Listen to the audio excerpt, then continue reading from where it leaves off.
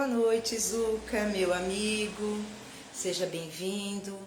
Boa noite a todos que forem entrando na página do Facebook da nossa Casa Espírita Maria de Nazaré. Bem-vinda, Marilda. Boa noite. Um abraço. Meu nome é Vânia. Sou trabalhadora da Casa Espírita Maria de Nazaré, que se localiza no município de Poá, São Paulo, a Rua João Pecne, número 537. Temos um WhatsApp pelo qual você poderá obter mais informações a respeito do desenvolvimento das atividades em nossa casa. O WhatsApp é o 96300 4552, repetindo, 96300 4552.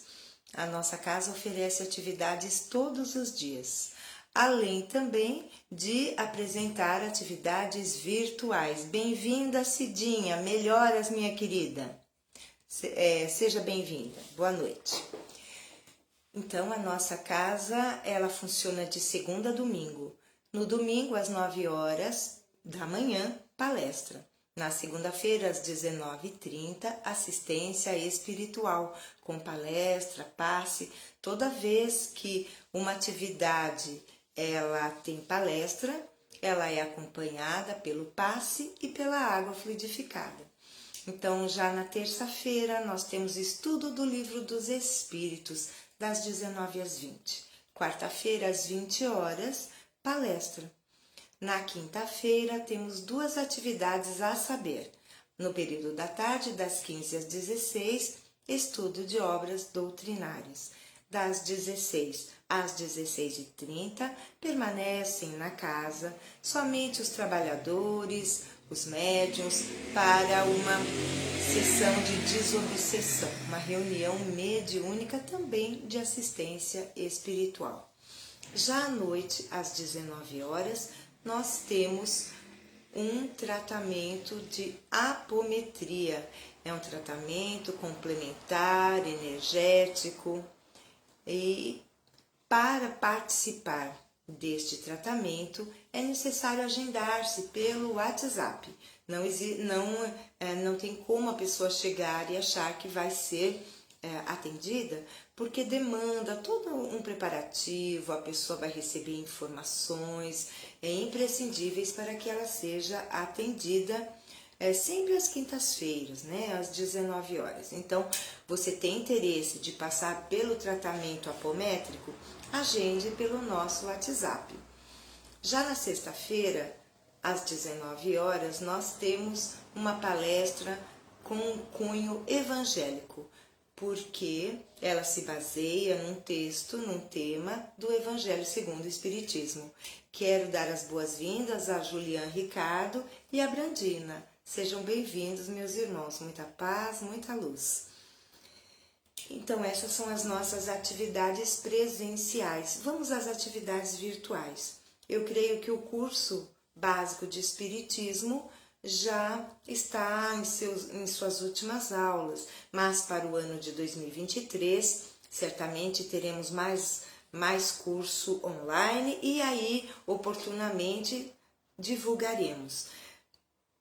Temos também as nossas lives, que agora acontecem somente às quartas-feiras, às 18 horas. Inclusive, hoje, a live teria que ser realizada pelo nosso amigo, pelo nosso irmão Ezequiel. Entretanto, ele teve um problema no Face e ele não está conseguindo entrar para fazer a palestra. Então, ele me pediu que enquanto ele não conseguir sanar este problema, para que eu vá, se for o caso, substituindo e fazendo as lives em seu lugar. Bem-vinda, Susan, um abraço, minha querida.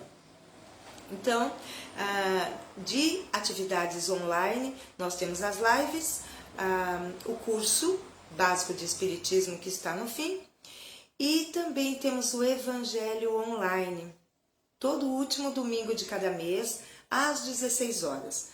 Por conta do último domingo do mês de dezembro cair no Natal, nós vamos antecipar.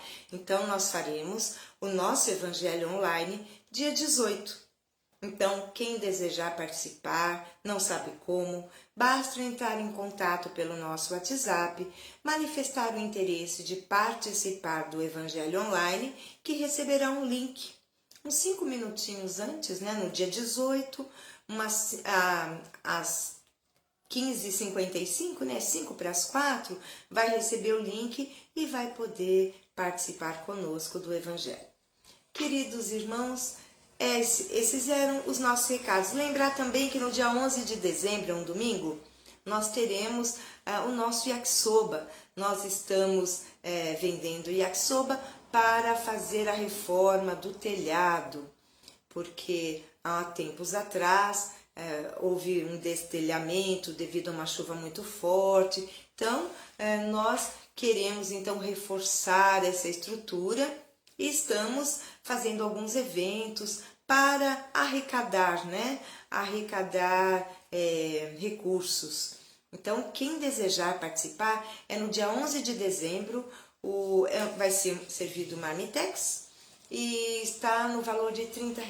Quem puder, quem quiser colaborar conosco, poderá ir no dia também, havendo convites, que eu acredito que ainda haja, havendo convites.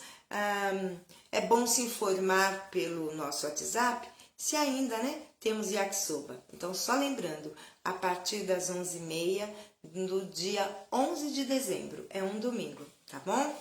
Queridos amigos, esses eram os recados. Vamos então agora unir os nossos corações, os nossos melhores pensamentos para fazermos uma prece. Vamos fazer a prece que Jesus, Divino Pastor de nossas almas, nos ensinou. Pai nosso que estais nos céus, santificado seja o vosso nome. Venha a nós o vosso reino, seja feita a vossa vontade, assim na terra como no céu. O pão nosso de cada dia nos dai hoje. Perdoai as nossas ofensas, assim como nós perdoamos a quem nos tem ofendido. Não nos deixeis cair em tentação, mas livrai-nos de todo o mal. Que assim seja, graças a Deus e graças a Jesus. Como fazemos às quartas-feiras,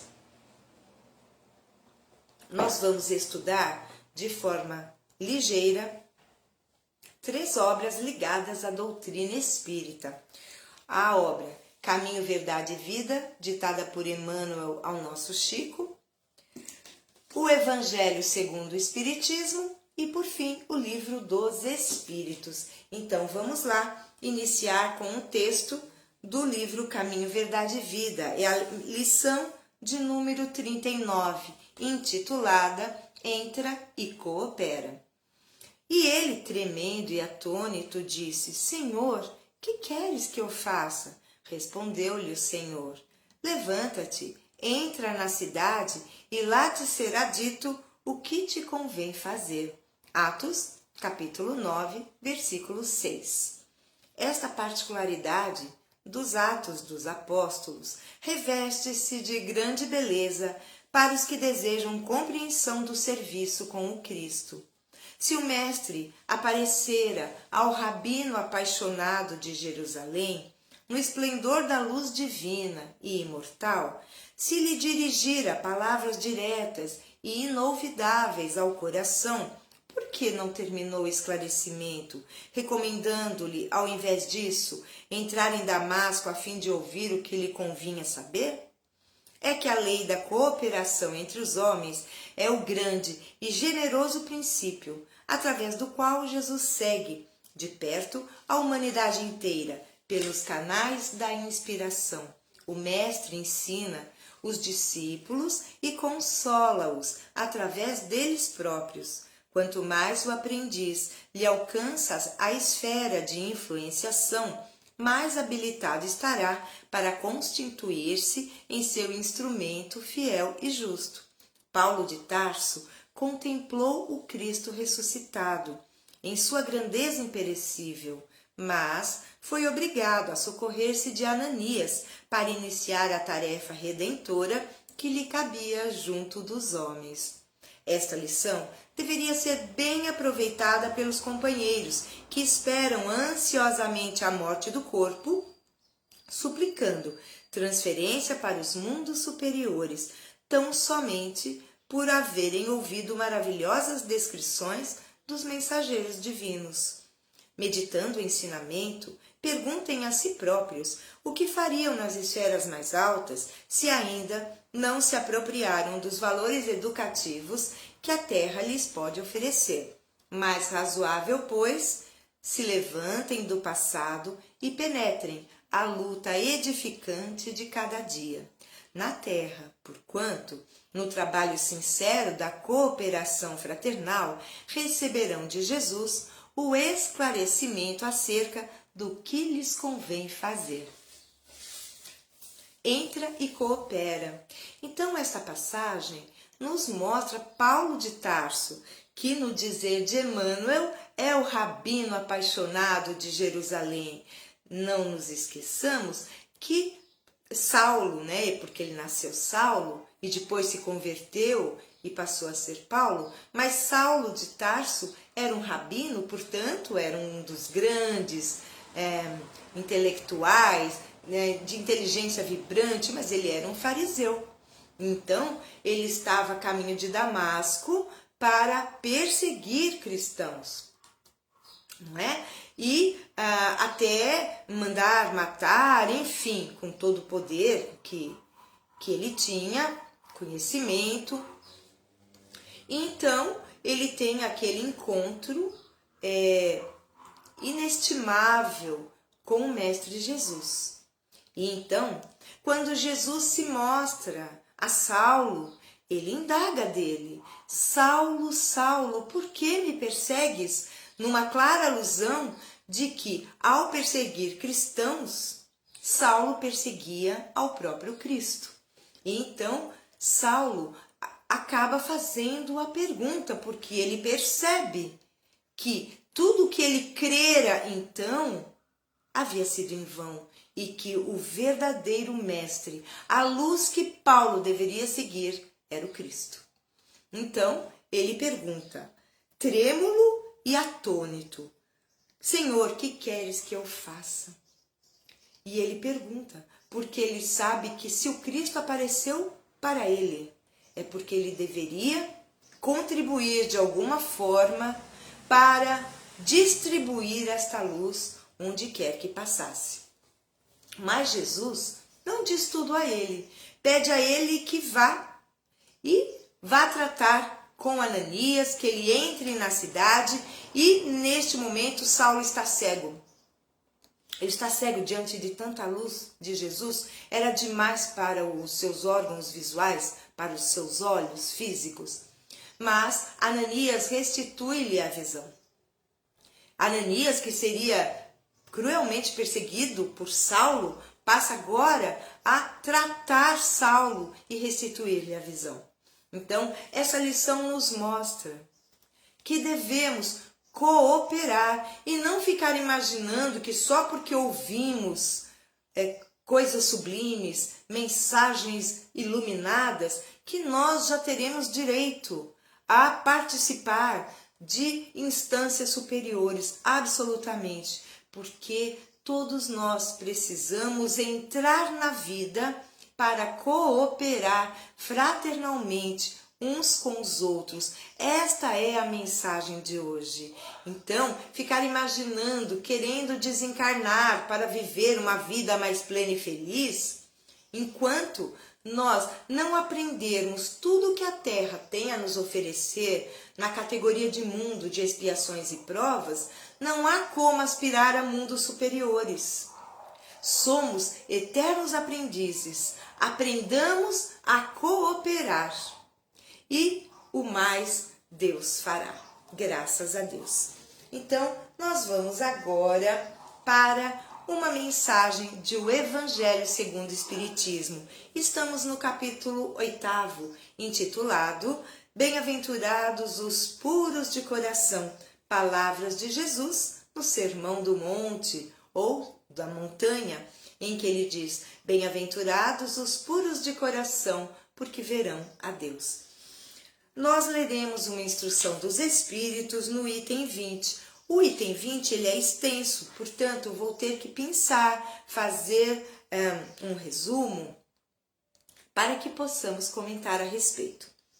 Bem-aventurados os que têm os olhos fechados. Vianney, Cura de Ars, Paris, 1863. Portanto, essa mensagem nos foi trazida há 159 anos. Vamos ouvir? Meus bons amigos, por que me chamastes? Para que eu imponha as mãos sobre esta pobre sofredora que está aqui e a cure? Ah, que sofrimento, bom Deus!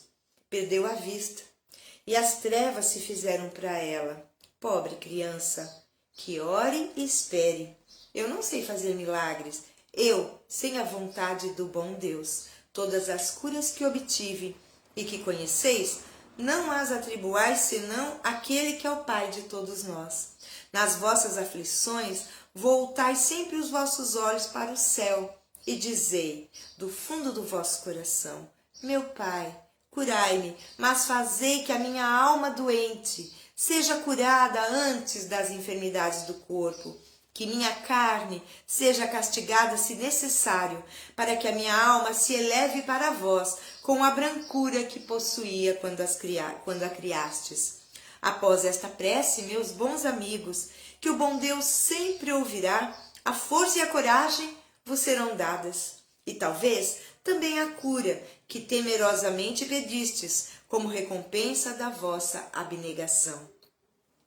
Mas, desde que aqui me encontro, numa assembleia que se trata sobretudo de estudar, eu vos direi que os que estão privados da vista deviam se considerar os bem-aventurados da expiação.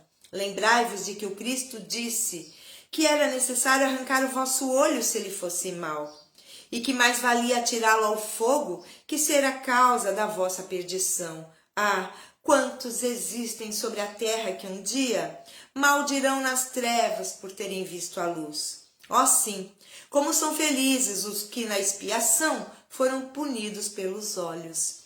Seu olho não será causa de escândalo e de queda, e eles podem viver completamente a vida das almas, podem ver mais do que vós, que tendes boa visão. E agora, algumas palavras para ti, minha pobre sofredora. Espera e tem coragem. Se eu te dissesse, minha filha, teus olhos vão abrir-se, como ficarias alegre? E quem sabe, se essa alegria não te perderia? Tem confiança no bom Deus que fez a felicidade e permite a tristeza. Farei tudo o que me for permitido em teu favor. Mas, por tua vez, ora e, sobretudo, pensa em tudo o que venho de dizer-te. Antes de me afastar, vós todos que estáis aqui, recebei a minha bênção. Que linda mensagem! Geraldo, boa noite, seja bem-vindo. Então, a respeito desse texto, eu até sugeriria a todos que lessem na íntegra o item 20 do capítulo 8º, que inclusive também tem uma nota, que é o item 21 que nós não leremos, não é? Mas fica aqui o convite, a sugestão. E esta comunicação aqui no pé da página, melhor dizendo, no rodapé, tem uma informação que esta comunicação foi dada a respeito de uma pessoa cega, para a qual havia sido evocado o espírito de J.B. Vianney, Cura de Ars, a quem se atribuía milagrosas curas. Então, em espírito, ele foi evocado e nos trouxe esta mensagem. Então, o que nós compreendemos dessa mensagem? Que o espírito foi evocado para poder curar, quem sabe, uma mulher que estava cega, mas sabe-se que ela não nasceu cega, pois que se as trevas se fizeram para ela, é que ela enxergava e depois de um período perdeu a visão. Então, o Cura de Ars, em espírito, nos esclarece que ele sabe que foi evocado para este fim. Entretanto, ele esclarece também que Por vezes, a falta da vista, a cegueira do corpo físico é uma bênção para o espírito, porque o olho não será causa de escândalo, porque quando enxergamos, nós julgamos, condenamos, criticamos, maldizemos, porque os olhos veem muitas vezes e nos enganam, porque às vezes o que vemos não corresponde absolutamente à realidade, mas em nossos julgamentos apressados, vemos e já consideramos como uma verdade pronta e acabada, e tecemos comentários, por vezes desairosos, a respeito do que não sabemos. Então, esse Espírito nos fala que antes de pedirmos a cura para o corpo físico, que possamos pedir a cura para a nossa alma.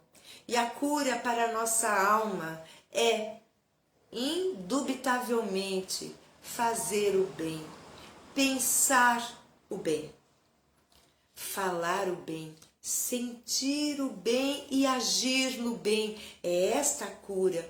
Então, na verdade, o Cura de Ars nos ensina a pedir ao nosso Pai Celestial quando temos um problema físico e que pedimos alívio para essa aflição orgânica.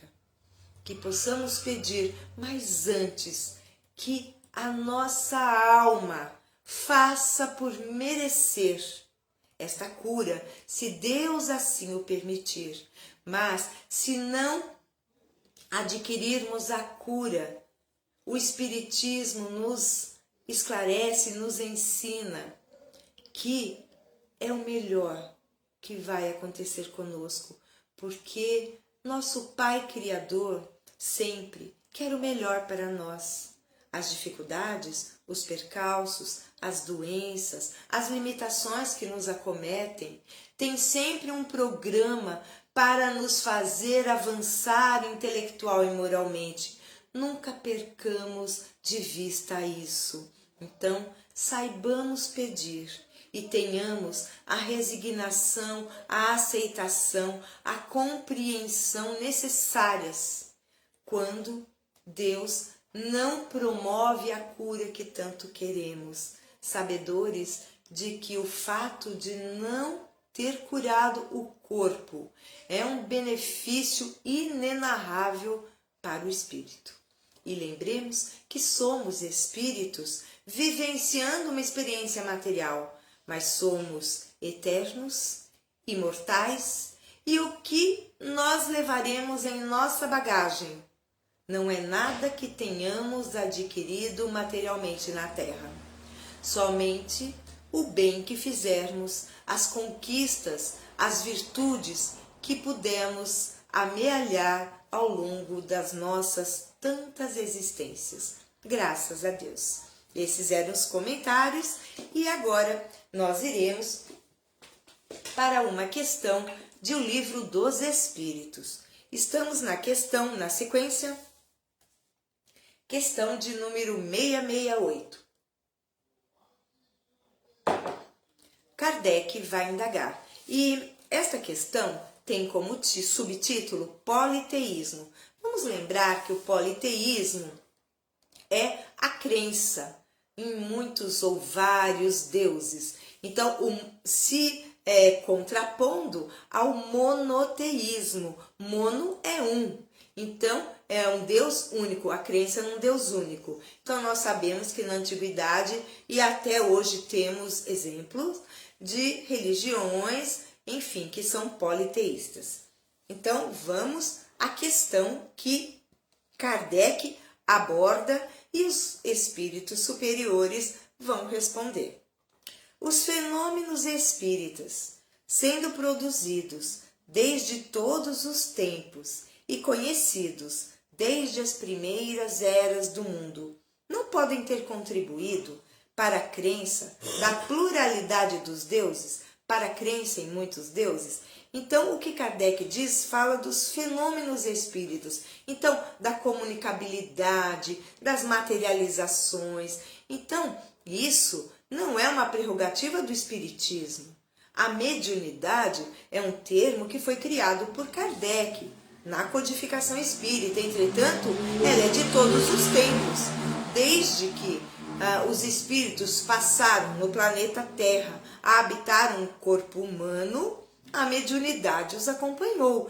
Então, os fenômenos espíritas aconteceram desde priscas eras, desde que chegamos ao reino humano. Esta é uma realidade da qual não podemos nos furtar. Então, acreditar que a mediunidade só existiu após o Espiritismo, após a publicação do Livro dos Espíritos, em 18 de abril de 1857, é um contrassenso.